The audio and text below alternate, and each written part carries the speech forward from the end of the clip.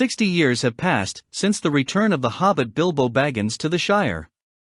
He turns 110 years old, but outwardly he does not change at all. This leads the wizard Gandalf to a frightening thought: the magic ring that Bilbo stole from Gollum is in fact a ring of power. Millennia ago, it was forged by the evil sorcerer Sauron, the master of the Dark Kingdom, forged, then lost, and now he is eager to get it back. And this will result in the destruction of the world because, having mastered the ring, Sauron will become omnipotent.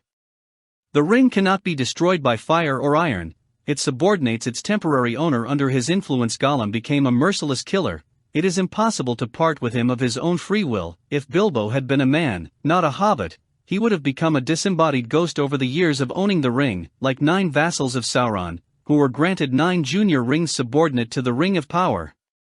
The knights became the ghosts of the ring, the Nazgul.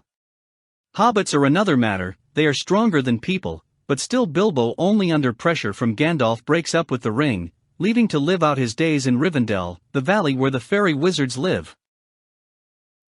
Bilbo's heir, his nephew Frodo, remains in the Shire.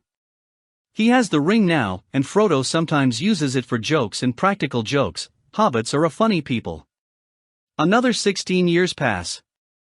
During this time, Gandalf becomes convinced that Gollum has been to the Dark Kingdom and Sauron, under torture, obtained the truth from him, the Ring of Power from a hobbit named Baggins. Gandalf convinces Frodo to leave the Shire and go to Rivendell after Bilbo. There, wise magicians will decide what to do next with the Ring of Power, so that Sauron does not get it. Frodo is going on his way, alas, without haste. And the 9 ghosts of the ring have already invaded the Shire. They are riders in black, on black horses. At their approach, terror engulfs all living things. Sauron sent them after the ring, and they begin to chase Frodo as soon as he leaves his hole. Frodo is accompanied by his servant Sam and his 2 friends, Merry, Pippin, and Merry. Black riders chase them. Hobbits almost die in the old forest, among predatory trees, then on burial mounds inhabited by ghosts. But just outside the Shire, they are met by the brave warrior and sage Aragorn. Hobbits do not know that he is a descendant of the ancient king of the West, who took the ring from Sauron thousands of years ago, that he is destined to return to the throne when the Lord of the Dark Kingdom is defeated. Aragorn and his relatives have been protecting the Shire from Sauron's servants for a long time, and now he must help Frodo carry the ring to Rivendell. The hobbits are on their way again they are pursued by black riders and finally overtake. Aragorn manages to drive away the Nazguls, but Frodo is wounded by a poisoned witchcraft dagger. The company miraculously breaks through to Rivendell, and on time. Another hour or 2, and Frodo would have died. In Rivendell, he is cured, and then the council meets. There Gandalf announces publicly for the first time that Frodo has the Ring of Power, that the ring cannot be destroyed or kept. It cannot be hidden, because it will find its bearer. There is only one way, to take it to the Dark Kingdom and throw it into the mouth of the volcano, in the fire of which it was once forged. But you can't get out of the Dark Realm alive, thinks Frodo. And yet he gets up and says, I'll carry the ring, only I don't know the way. He understands, this is his destiny. With Frodo come representatives of all the light forces. These are the magician Gandalf, the elf Legolas, the dwarf Gimli, from humans Aragorn and Boromir, the son of the ruler of the southern kingdom of Gondor, which is at the very borders of the Dark Kingdom. From hobbits Sam, Pippin and Merry. There are 9, as many as the Nazgul, but Frodo is the main one among them, because the ring is entrusted to him. At night they move east to the mountains in order to cross them, and get to the great river, beyond which lies the Dark Kingdom. In the foothills they feel that Sauron's servants, birds and animals, are already waiting for them. At the pass, the black forces arrange a snowstorm, and the company has to retreat. Werewolves are waiting for her at the bottom, from which it is difficult to escape. And Gandalf, contrary to Aragorn's forebodings, decides to lead the company under the mountains, through the caves of Moria. Once the caves were owned by dwarves, now they are filled with an army of Sauron Inhumans, orcs. At the very door to Moria, Frodo is almost dragged into the lake by a monstrous octopus, and in the dungeon the company is attacked by ferocious orcs. Thanks to the courage of the company and the magic of Gandalf, the Inhumans are repulsed, but just before leaving the caves, an ancient powerful spirit appears, and in a fight with him, Gandalf falls into a bottomless gorge. The ring-bearers lose their leader, and their grief is deep. Even in the caves, Frodo heard slapping footsteps behind his back, and in the forest beyond the mountains, at the border of the kingdom of the elves, Gollum appears for a second. The ring irresistibly attracts him. It is unclear how he manages to follow the company everywhere, but when Frodo and his comrades, having rested with the hospitable elves, received their magic boats, cloaks and supplies, set sail along the great river, something like a log floating with the current flashes in the water. Orcs are also chasing them. They are showered with arrows in a narrow rapid, and, even worse, one of the Nazguls appears in the air, now riding a giant winged creature. The elf strikes her with an arrow from his mighty bow. The end of the voyage. On the right stretches the land of free riders, Rohan, on the left the northern approaches to the Dark Kingdom. Aragorn has to decide where to move next, but Boromir falls into madness. The Ring of Power is the reason for the madness. With the help of the ring, Boromir wants to save Gondor from Sauron. He tries to take the ring away from Frodo by force. He escapes and, ceasing to trust people, decides to go to the volcano alone. However, he does not manage to deceive the faithful Sam. Two little hobbits are heading to the limits of the Dark Kingdom. Here ends the first book of the trilogy, The Brotherhood of the Ring, and begins the second book, Two Fortresses. The comrades are looking for Frodo and Sam in the forest and stumble upon an ambush of orcs. Boromir is killed in a fight. Pippin and Merry are kidnapped by Inhumans, and Aragorn, Legolas, and Gimli rush in pursuit of the orcs. However, they are not the ones who overtake the kidnappers, but the horsemen of Rohan's country.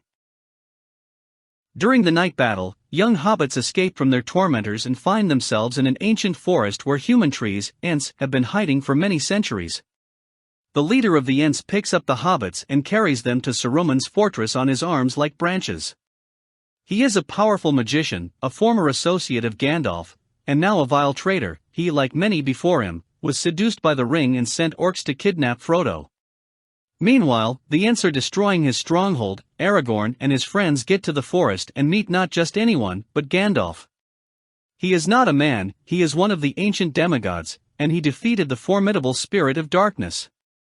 Four friends participate in the Battle of Rohan's horsemen with Saruman's army and reunite with Pippin and Merry on the ruins of his fortress. But there is no joy. There is a battle with Sauron himself ahead, and a terrifying winged Nazgul flies overhead. Advertisement: watch anime, 2 months for 1 Russian ruble anime collection for every taste. Watch 2 months for 1 Russian ruble on Kinopoisk HD. hd.kinopoisk.ru 18+. Meanwhile, Frodo and his faithful servant Sam, in hard work, overcome the rocks on the approaches to the Dark Kingdom. Here, already on the descent from a height, Sam manages to catch Gollum chasing them. Frodo, by the power of the ring, makes Gollum swear that he will serve the hobbits, show them the way to the land of darkness. And Gollum leads them through the swamp of the dead, where witchcraft lights roam, and the faces of the once dead warriors can be seen in the water, then along the wall of the mountains to the south, through the blooming country recently captured by Sauron. They meet with a detachment of warriors of Gondor. Later they will bring news of the meeting to Gandalf, which will serve a good service. They pass one of the fortresses of Sauron and, trembling with horror, see how the leader of the Nazgul leads the army of orcs to war with Gondor. Gollum then leads the hobbits up an endless staircase to a tunnel leading into the Dark Realm, and disappears. This is a betrayal. A giant spider Shelob is waiting for hobbits in the tunnel. She bites Frodo, entangles him with her web like ropes. Seeing this, Sam rushes to the rescue. The little hobbit gives battle to the monster, and it, wounded, retreats, but Sam's beloved master is dead. The faithful servant removes the chain with the ring from Frodo's neck, leaves the body, and in despair trudges on to fulfill his duty in Frodo's place. But as soon as he leaves, the orcs stumble upon Frodo. Sam overhears their conversation, and learns that Frodo is not dead. Shelob paralyzed him to devour later. The orcs must deliver him to Sauron alive, but in the meantime they take him to the fortress, and Sam is left alone with his despair. Here ends the second book of the trilogy, Two Fortresses, and begins the third book, The Return of the King. Meanwhile, the young hobbits split up. Gandalf took Pippin with him. He rushes to the aid of Gondor, to which Sauron's army is approaching. Merry remains a page to the king of Rohan. Soon he will march with the army of this country to the aid of besieged Gondor. Aragorn with Legolas, Gimli and a small detachment also goes to Gondor, but by a roundabout way through the terrifying Road of the Dead, a tunnel under the mountains, from where no one has ever returned alive. Aragorn knows what he is doing. He, the returned king of Gondor, is stirring up an army of ghosts languishing here. They once reneged on the oath given to his ancestors. Gondor is besieged, its white fortress is on fire, the fortress gates have collapsed from the spells of King Nazgul. At this moment, Rohan's horsemen rush into the field. The Black Army retreats. When King Nazgul descends from the sky on the horseman, Merry wounds him, and King Rohan's niece kills him. But victory is about to turn into defeat. There are too many enemies, and that's when Sauron's battle fleet appears, captured by Aragorn with the help of an army of ghosts. After the victory, the defenders of Gondor decide to send a small army into the heart of the Dark Kingdom.